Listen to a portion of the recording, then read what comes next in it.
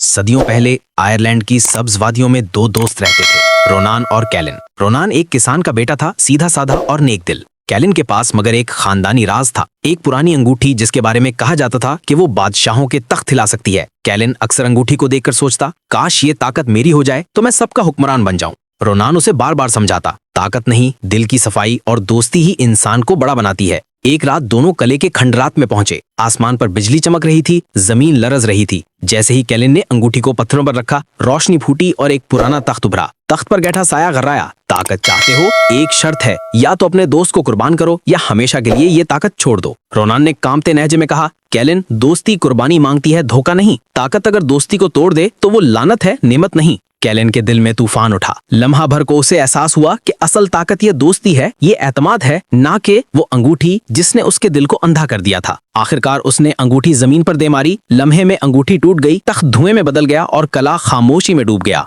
Ronan ने आगे बढ़कर उसे गले लगा लिया। यही तुम्हारी असल बादशाही है कैलिन, दिल जीतने वाला ही सबसे बड़ा हुक्मरान होता है। सुबह जब वो कले से निकले तो सूरज की किरणों ने उनके चेहरों को रोशन कर दिया। कैलिन ने दिल ही दिल में सोचा, ताकत सबको मिलती है, मगर दोस्ती और कुर्बानी का तोहफा हर किसी को नसीब नहीं होता। यही सबसे कीमती खजाना है। अगर आपको लगता है कि दोस्ती सबसे बड़ी ताकत है तो अभी लाइक करें और मजीद सस्पेंस भरी कहानियों के लिए सब्सक्राइब जरूर करें।